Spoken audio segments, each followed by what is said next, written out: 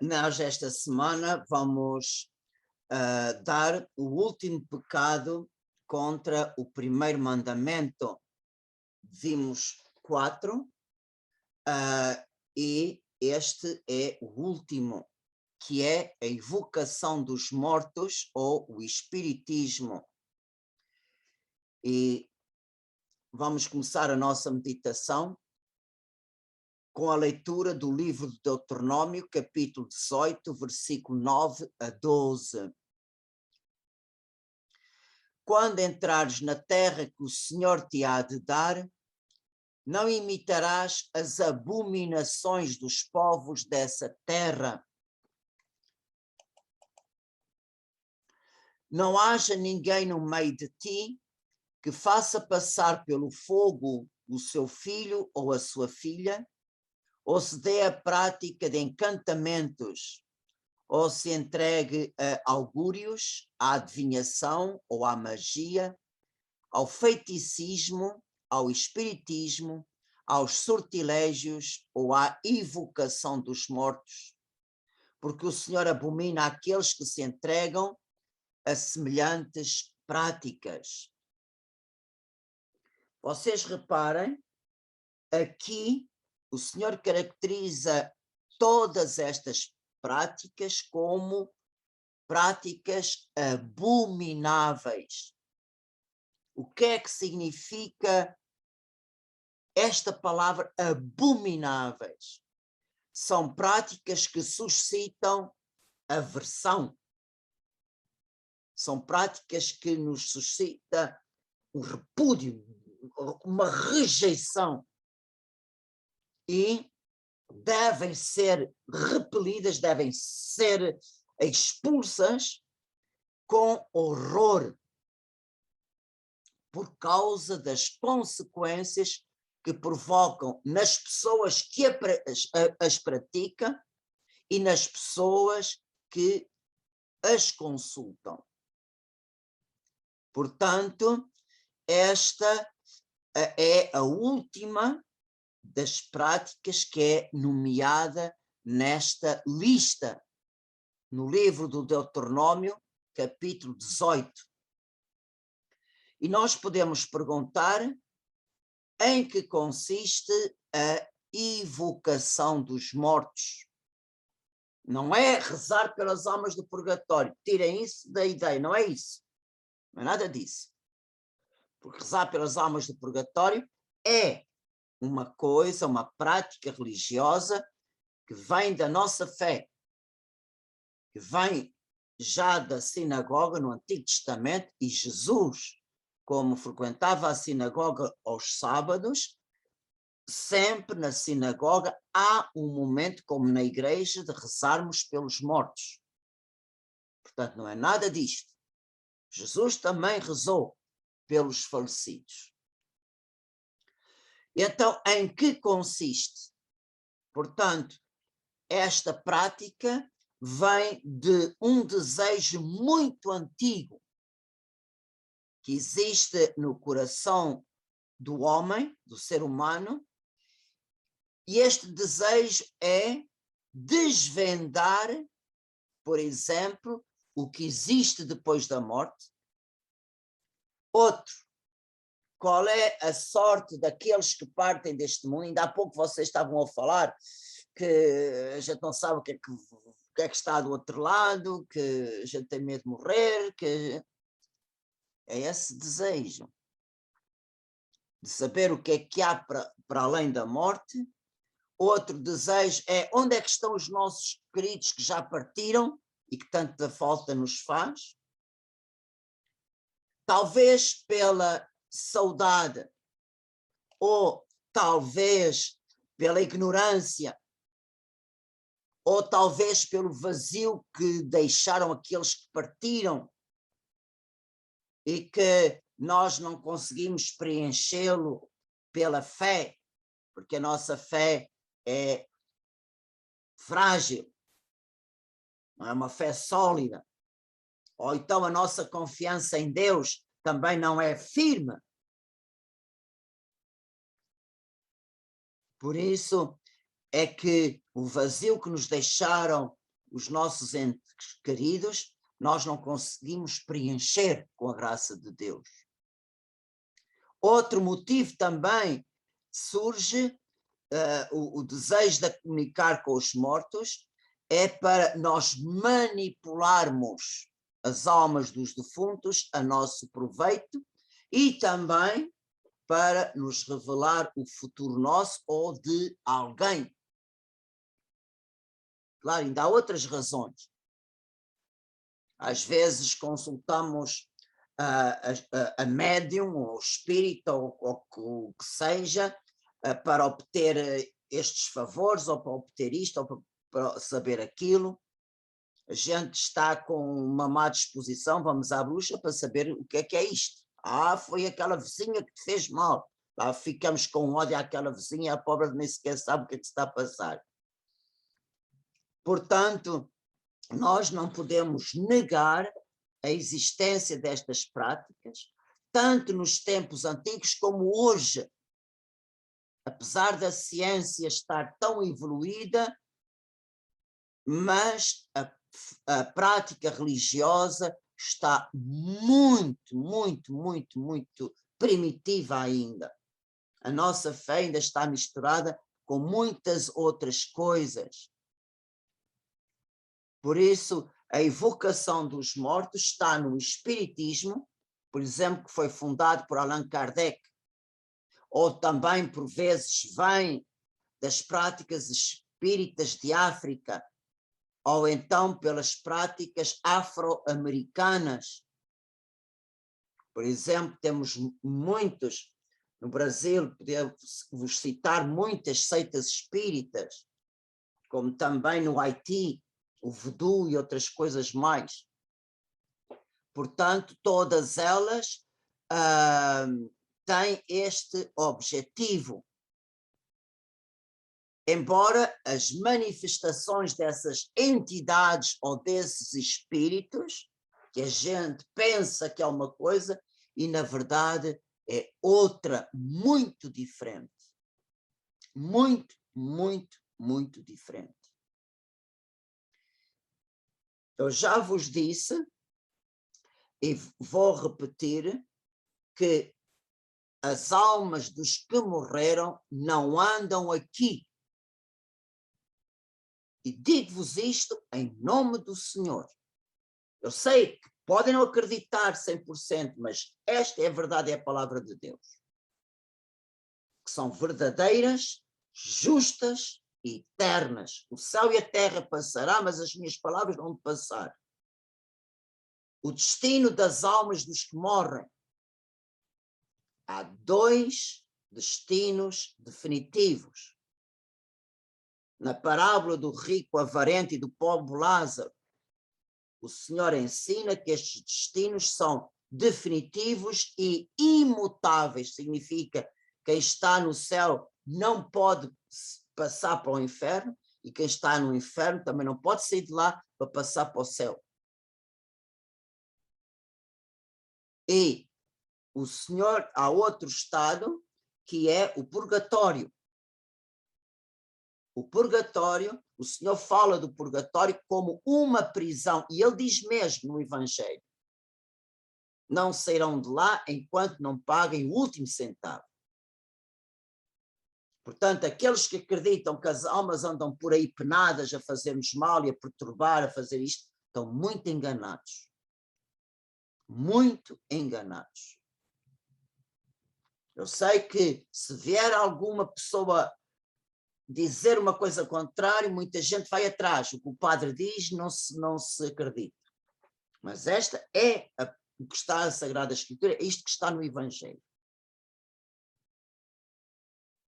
Portanto, não são as almas dos defuntos que andam por aí. Está escrito no livro do Apocalipse, e volto a repetir, quando Lúcifer caiu do céu, arrastou consigo uma terça parte dos anjos, e eles foram precipitados sobre a terra. Portanto, os demónios continuam a cair.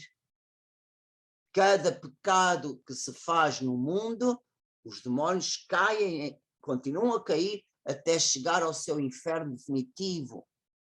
Nós já demos esta catequese.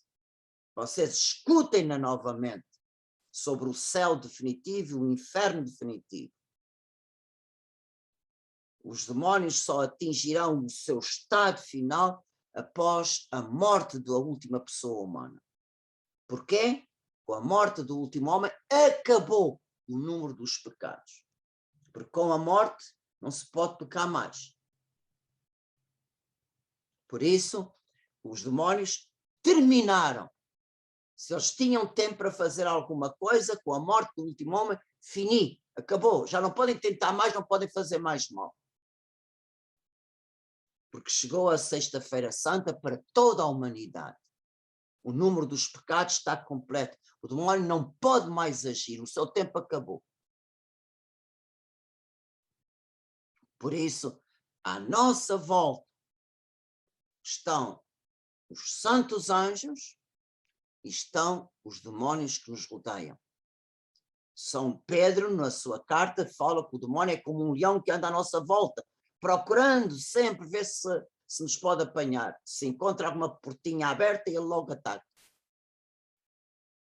Por isso, é muito claro. Quem nos rodeia são os santos anjos e os anjos maus.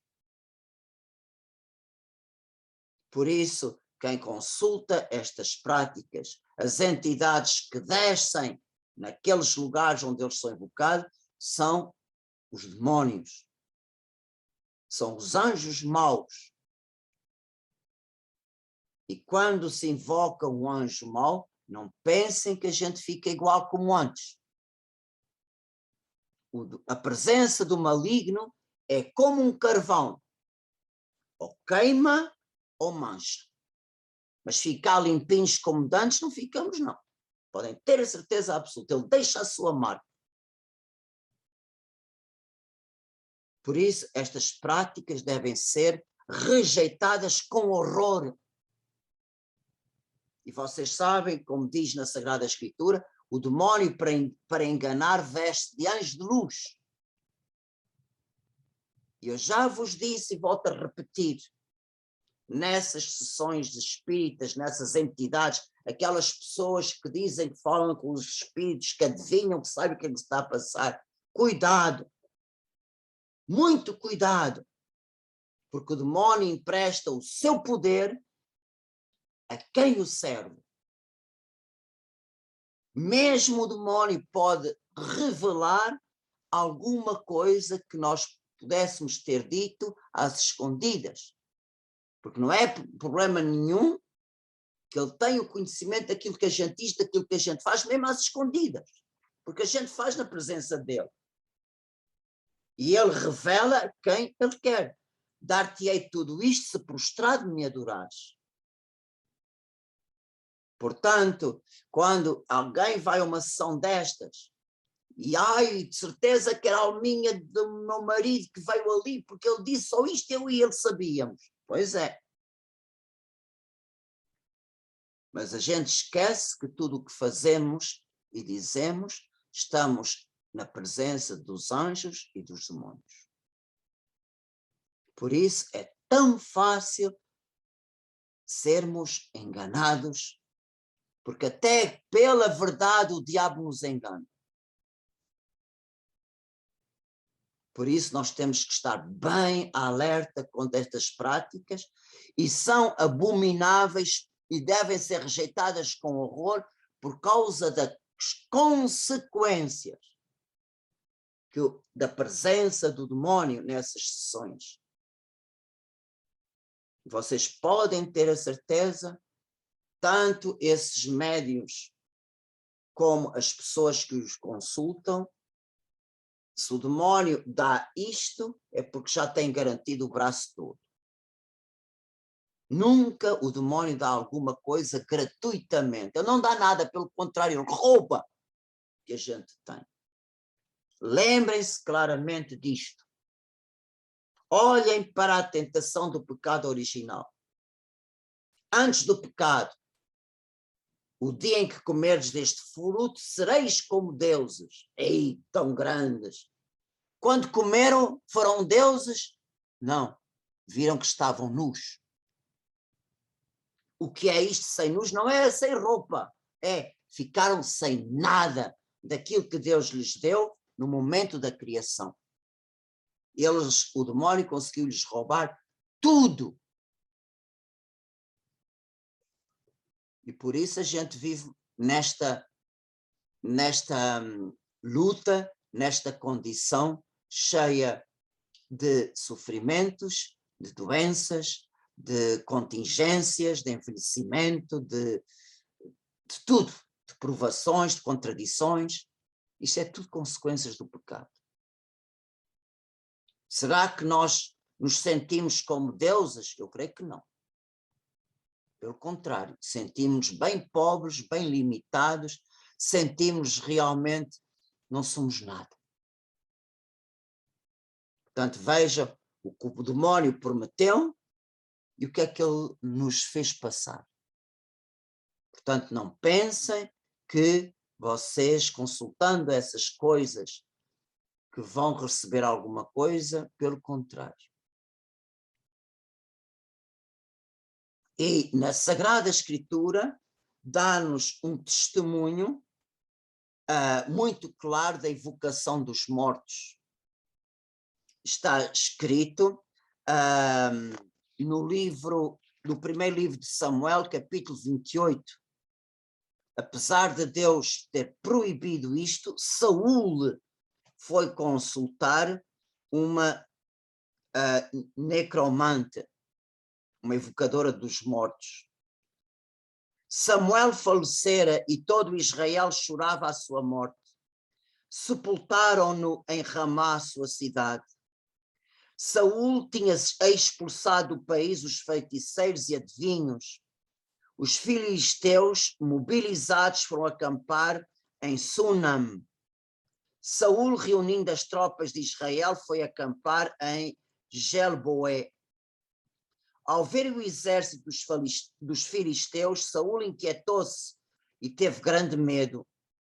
E consultou o Senhor, o qual não lhe respondeu nem pelos sonhos, nem pelos sacerdotes, nem pelos profetas. Saul disse aos seus servos: buscai-me uma necromante para que eu a consulte. Responderam-lhe eles: há uma em Endor. Saul disfarçou-se, mudou de roupa e pôs-se a caminho com 2 homens. Chegaram de noite à casa da mulher.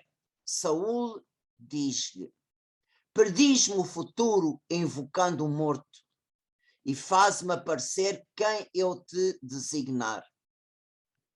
Respondeu-lhe a mulher: bem sabes o que fez Saul ao expulsar os magos e os adivinhos, porque me armas ciladas para me matar. Mas Saul jurou-lhe pelo Senhor, dizendo: pelo Deus, não te acontecerá mal algum. Disse-lhe então a mulher: a quem invocarei? Respondeu-lhe Saul: faz com que me apareça Samuel. E a mulher, tendo visto Samuel, soltou um grande grito e disse ao rei: por que me enganaste? Disse-lhe o rei: não temas, que vês? Vejo, respondeu a mulher, um Deus que sobe da terra. Saul replicou-lhe: qual é o seu aspecto? De um ancião envolto num manto, respondeu ela. Saul compreendeu que era Samuel e prostrou-se com o rosto em terra. Samuel disse a Saul: por que me perturbaste o meu repouso, fazendo-me vir aqui? Respondeu Saul: estou em grande angústia, porque os filisteus atacam-me e Deus se retirou de mim, não me respondendo nem pelos profetas, nem pelos sonhos. Chamei-te para que me digas o que devo fazer. Samuel disse-lhe: por que me consultas? Uma vez que o Senhor se retirou de ti, tornando-se teu adversário. O Senhor fez como tinha anunciado pela minha boca. Ele tirará a realeza da tua mão para dar a um outro, a David. Não obedeceste à voz do Senhor e não fizeste sentir a Amaleque a indignação da sua cólera. Eis porque o Senhor te tratou como fez hoje. Além disso, o Senhor entregará Israel juntamente contigo nas mãos dos filisteus. Amanhã tu e teus filhos estareis comigo, e o Senhor entregará aos filisteus o exército de Israel. Saúl, atemorizado com as palavras de Samuel, caiu estendido por terra, pois estava sem forças, nada tendo comido todo o dia. Portanto, lembrem-se que esta passagem, nós estamos no Antigo Testamento. Isto foi antes da morte e ressurreição de Nosso Senhor, antes da nova aliança que o Senhor estabeleceu com toda a humanidade através da morte e ressurreição de Nosso Senhor Jesus Cristo. Mas de qualquer maneira, vocês vejam aqui, o Senhor não respondeu a Saúl, nem pelos profetas, nem pelos sacerdotes, nem por nenhum outros sinais do profetismo. E ele foi querer saber o seu futuro através de uma prática que o Senhor tinha proibido. Portanto, apesar daqui o Senhor ter permitido que Samuel fosse invocado para manifestar a justiça divina contra Saúl, contra todos os pecados que Saúl cometeu ao longo da sua vida, e este foi um dos últimos. Portanto, nós vemos como realmente é grave nós procedermos contra a vontade de Deus. Portanto, consultar Deus, pedir-lhe luz para resolvermos um problema difícil, pedirmos luz através da oração, é lícito. Também nós podemos pedir ajuda a um sacerdote, podemos pedir uma direção espiritual. Nós sabemos que o sacerdote, que é ungido de Deus, Deus fala através do sacerdote. E vocês podem ter a certeza, no uso do seu ministério, o sacerdote tem uma luz especial, uma assistência especial do Espírito Santo. Portanto, isto é lícito.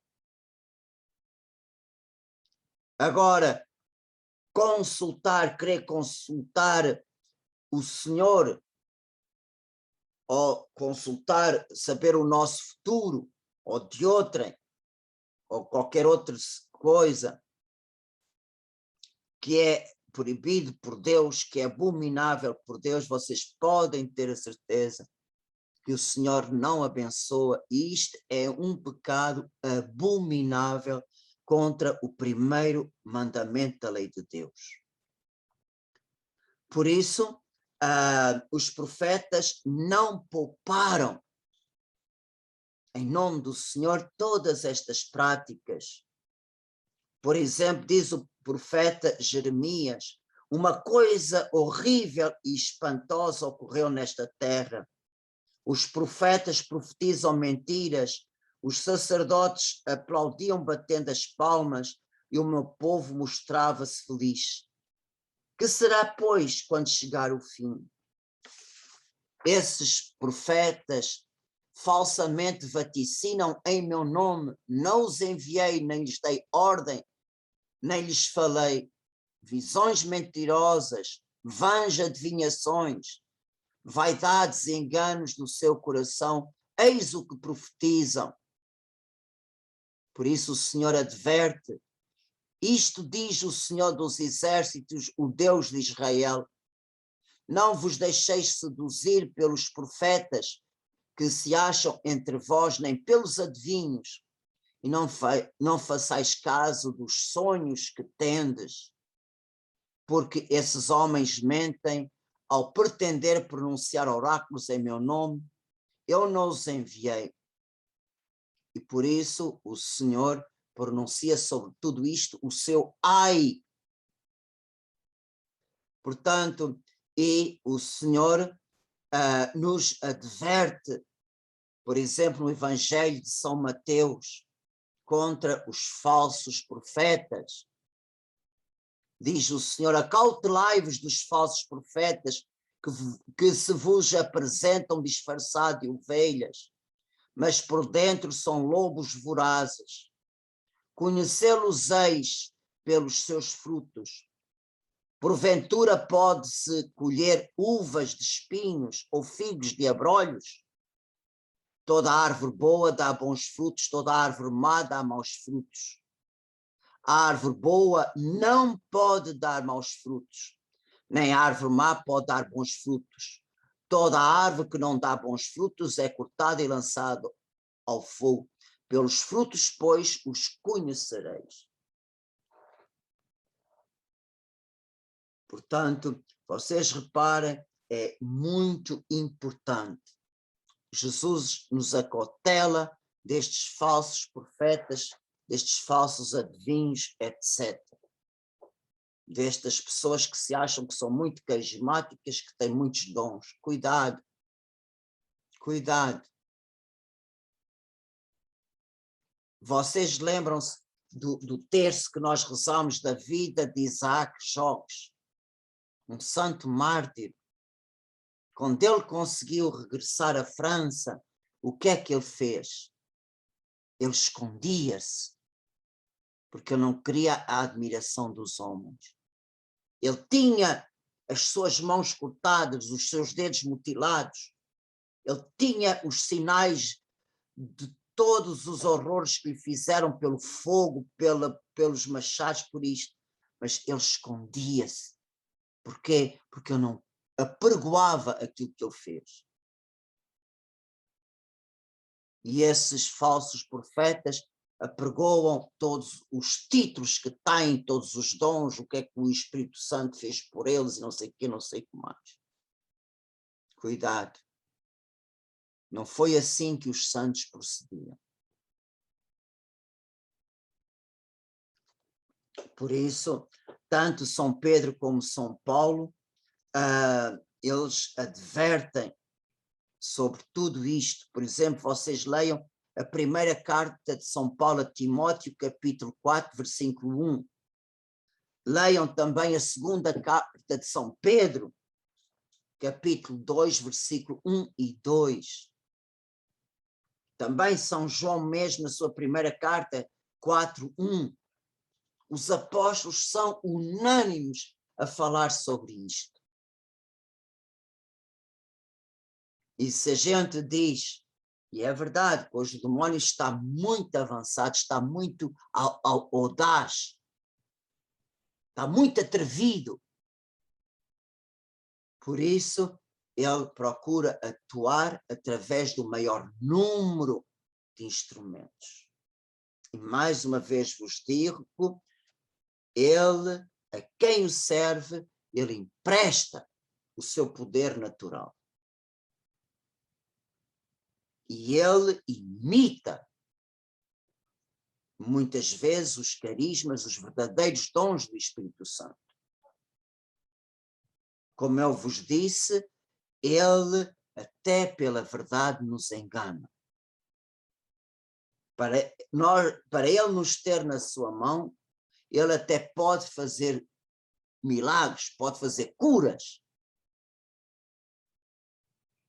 Ele, numa sessão espírita, o demónio não tem problema nenhum em imitar a voz de uma pessoa que já viveu aqui. Eu já ouvi pessoas a dizer, eu fui a tese, foi o meu marido que veio ali, porque era mesmo a vozinha dele. Como as pessoas estão cegas. E na lei de Moisés, eram castigados com a morte todos que se dedicavam a estas práticas. Os profetas foram sempre muito severos contra isto, porque Deus abomina estas práticas. Eu já vos disse na semana passada como os apóstolos, no livro dos Atos dos Apóstolos, confrontaram-se com magos, adivinhos, estas porcarias todas. E, por exemplo, vocês lembram-se como São Paulo, em Pafos, ele enfrentou o falso profeta Bar Jesus, que dominava o procônsul Sérgio Paulo. Vocês leiam Atos dos Apóstolos 13, versículos 6 a 7. Também Paulo e Barnabé realmente enfrentou este mago.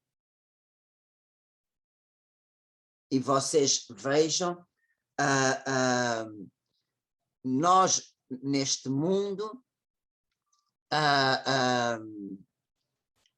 por vezes andamos na ignorância, queremos andar na ignorância, mas esquecemos que depois desta vida temos todos que comparecer diante de Deus.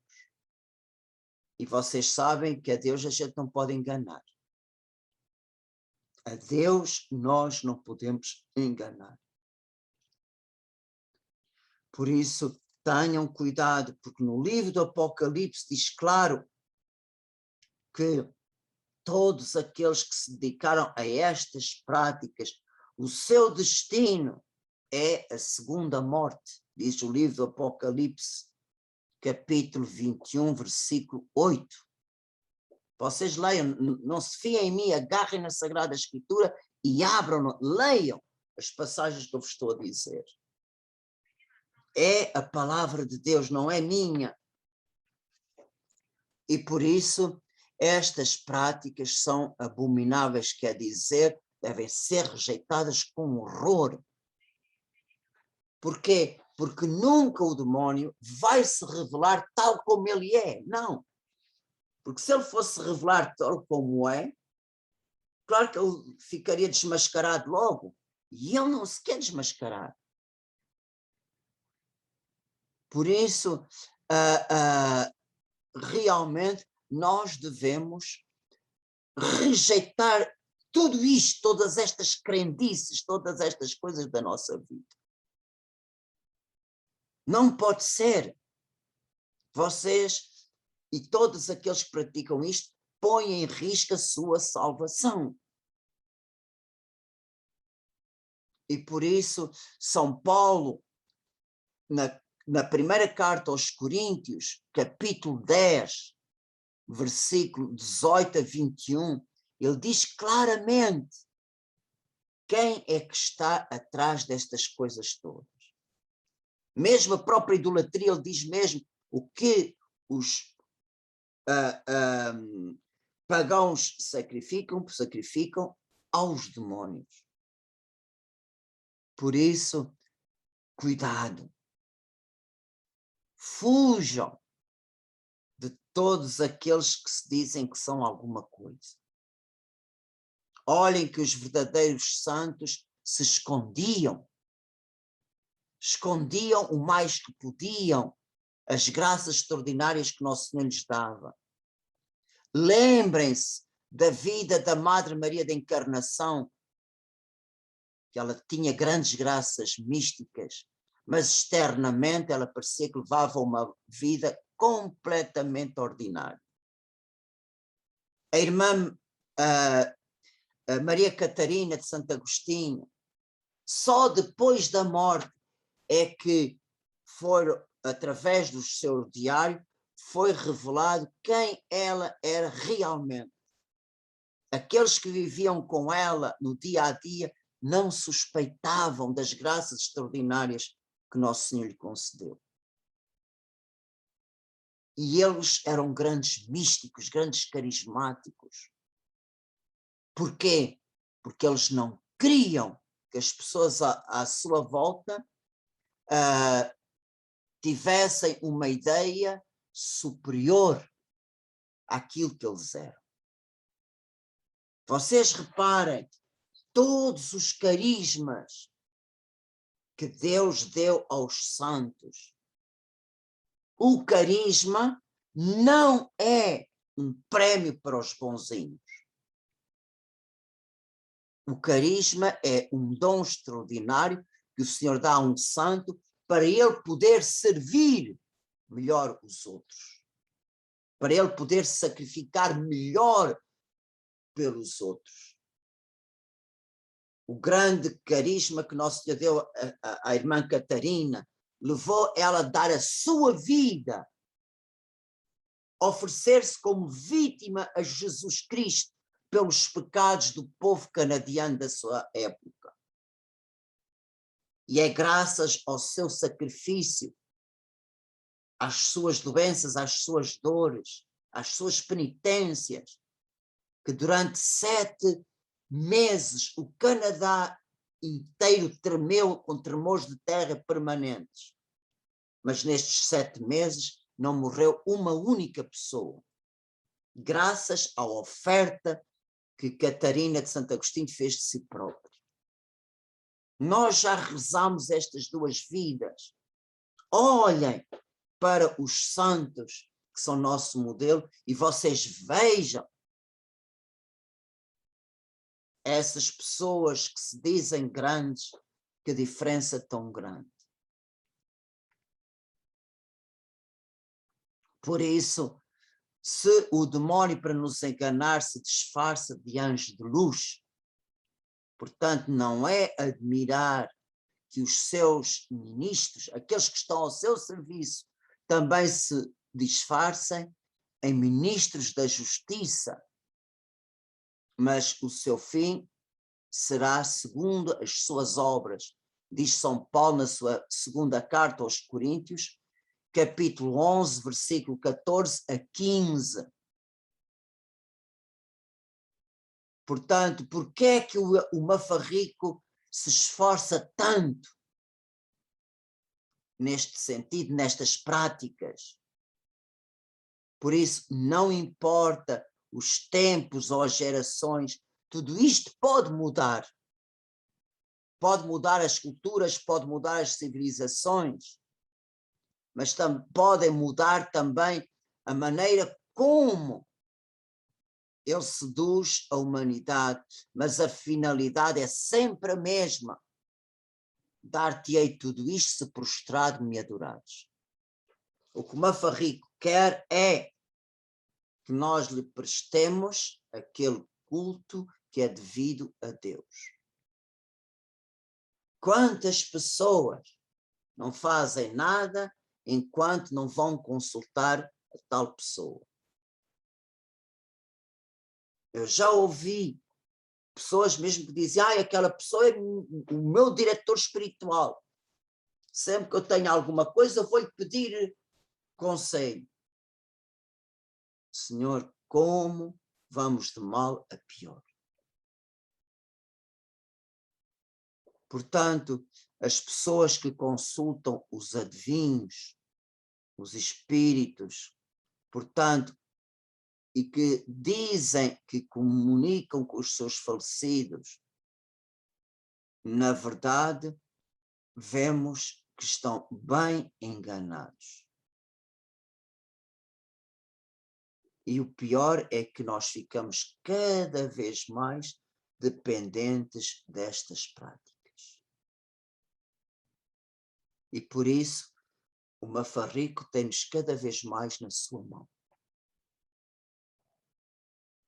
E nós acumulamos pecado sobre pecado. Porquê? Porque estamos sempre pecando contra o primeiro mandamento, misturamos a fé com a superstição, a fé com a abominação. Estamos contra a lei de Deus, contra a palavra do Senhor, contra aquilo que Jesus nos ensinou no seu Evangelho. Por isso, nós não podemos servir a 2 senhores. Não. Portanto, contra todas estas tentações. Olhem que é tão fácil sermos seduzidos. Tão fácil. Portanto, contra estas tentações, só nos resta fazer uma coisa. Rejeitar essas tentações, essas seduções, com a palavra de Jesus na sua terceira tentação. Vai-te, Satanás, pois está escrito, ao Senhor teu Deus adorarás e só a Ele prestarás culto. Só. Portanto, contra tudo isto, só uma coisa nos pode dar força. Devemos pôr com toda a coragem Deus como primeiro. Enquanto pomos outras coisas acima de Deus, estamos sendo como uma cana agitada pelo vento e andamos conforme o sabor da onda. Por isso, firmes na fé, alicerçados na palavra de Deus, tornamos-nos como uma coluna inabalável no templo do Senhor. Que o Senhor nos faça fortes na fé e firmes em rejeitarmos o mal. Que o Senhor seja realmente o nosso primeiro. Amém.